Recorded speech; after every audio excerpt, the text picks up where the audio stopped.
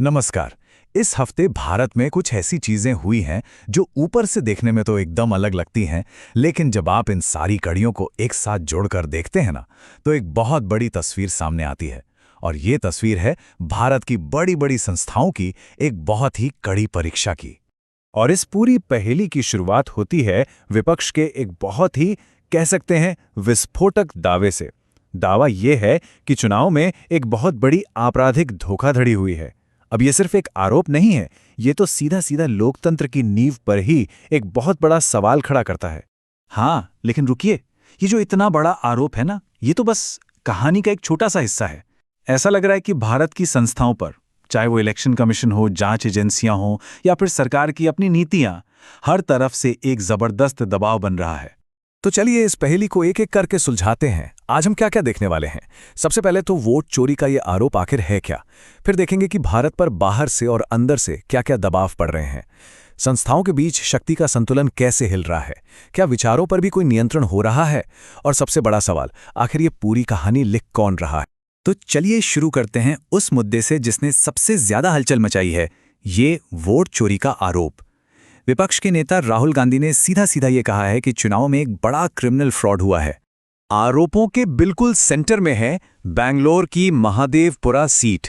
Congress party का दावा है कि उनके एनालिसिस के मुताबिक सिर्फ इसी एक सीट पर 2024 के लोकसभा चुनावों में 1,250,000 वोटों की हेराफेरी हुई है। जरा सोचिए, 1,00,000 से भी ज्यादा वोट, इतनी बड़ी संख्या तो किसी भी चुनाव का नतीजा पूरी तरह से पलट सकती है। तो सवाल उठता है कि ये हुआ कैसे। विपक्ष ने 5 खास तरीके बताए हैं। पहला तो ये कि करीब 12,000 डुप्लीकेट वोटर मिले, मतलब एक ही इंसान का नाम लिस्ट में कई कई बार था। फिर 409 वोटर्स के पते ही नकली निकले। और मामला और भी सीरियस हो जाता है जब पता चलता है कि 10,000 से ज्यादा बल्क वोटर थे, यानी एक छोटे से घर के पते पर ही सैकड़ों वोटर रजिस्टर थे।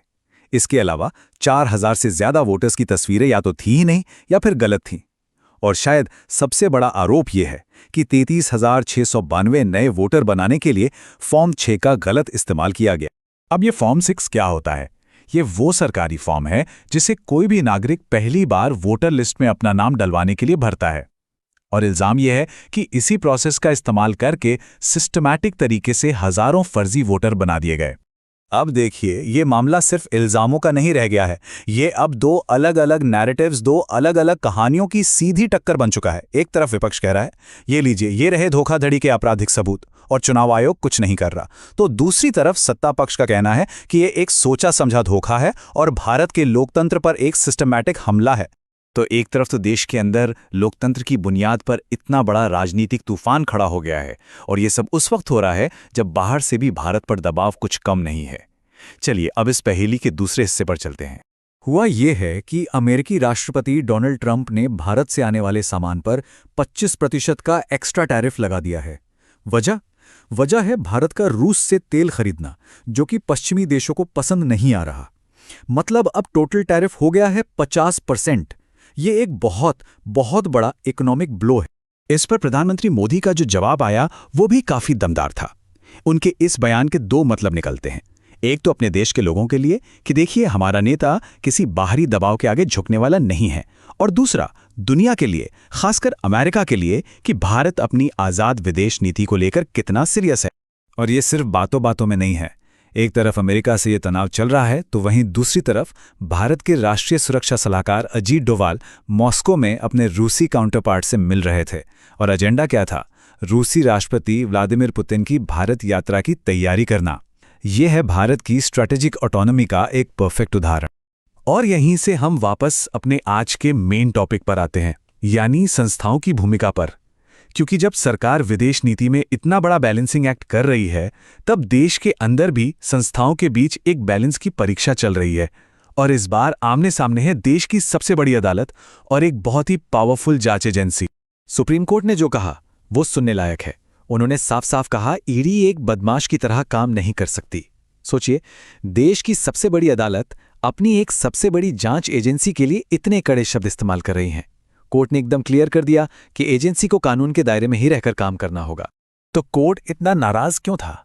देखिए, ये आंकड़े सब कुछ बता देते हैं।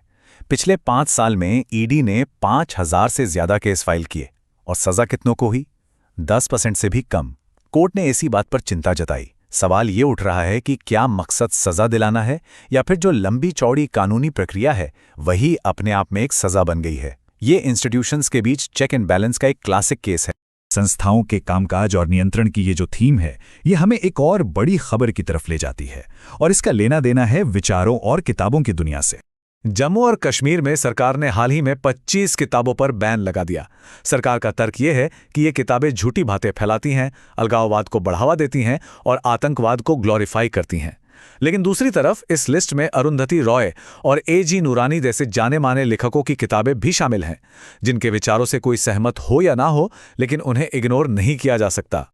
और यहीं पर लेखकों का पक्ष सामने आता है। लेखिका अनुराधा भसीन, जिनकी अपनी एक किताब भी बैन हुई है, उन्होंने बहुत ही पावरफुल सवाल पूछा।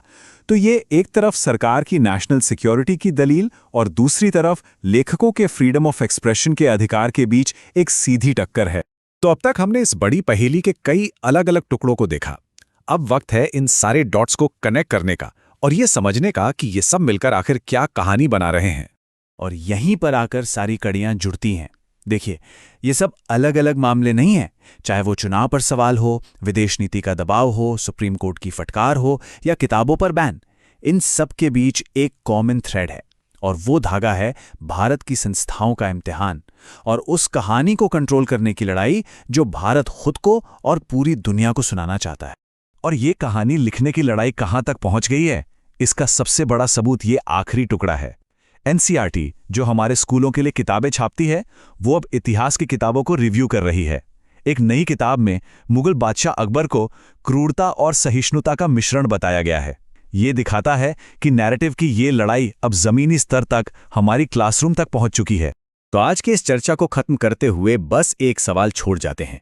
जब हर तरफ कहानियों की ये जंग छिड़ी है, चुनावी कहानियों की, अदालती कहानियों की, किताबों की कहानियों की, और जब स्कूली किताबों को दोबारा लिखा जा रहा है, यानी वो पहली और सबसे ज़रूरी कहानियां जो कोई भी देश अपने बच्चों को सुनाता है, तब ये सोचना बहुत ज़रूरी हो जाता है कि हमारी अगली पीढ़ी के लिए सच, इतिहास और लोकतंत्र की समझ को आखिर गढ़ कौन रहा है।